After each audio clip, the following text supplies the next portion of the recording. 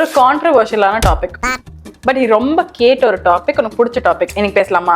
England cricket board பத்தி தானே. Alastair Cook and Joe Root. Exactly. New shots every day. Subscribe below. So Sachin ரெக்கார்டை break பண்றது, அதாவது அவர் most test runs வச்சிருந்தாரு, அது பிரேக் பண்ணதா அவங்க அலிஸ்டரை மெயினா யூஸ் பண்ணாங்க. அவரை வேற எந்த ஃபார்மேட்டுமே ஆட விடாம அந்த ஒரு ஃபார்மேட், அதாவது டெஸ்ட்லயே அவர் 161 மேட்சஸ் ஆடி இருக்காரு. பட் கடைசி வரைக்கும் அவங்களால ரெக்கார்டை பிரேக் பண்ண முடியல. அதுதான் இப்போ ஜோ ரூட்டை வச்சு ட்ரை பண்றாங்க. எந்த ஃபார்மேட்டுமே ஆட விடாம இப்போதான் ஏதோ ஓடிஐ வந்து ஆட விடுறாங்க. அதுமே வந்து பாத்தீங்கன்னா அவங்களோட ஃபுல் கான்சென்ட்ரேஷன் டெஸ்ட்ல மட்டும் தான் இருக்கு. எதுக்குன்னா சச்சினோட ரெக்கார்டை பிரேக் பண்றதுக்காகவே. இப்போ வேற ஜோ ரூட் வந்து சச்சினோட ரெக்கார்டுக்கு பக்கத்துல இருக்காரு. பட் நீ என்ன கேட்டனா ஓகேன்னு தான் சொல்லுவேன். Because records are meant to be broken இல்ல.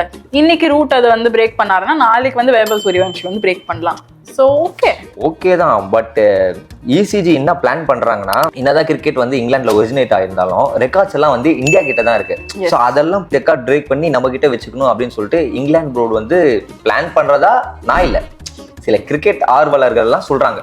ஓ நான் இல்ல, நீ இல்ல, புரியுது. நான் வெறும் பாலிடிக்ஸ் பாக்குறேன், விஷயத்துல மட்டும் அடிப்பேன்.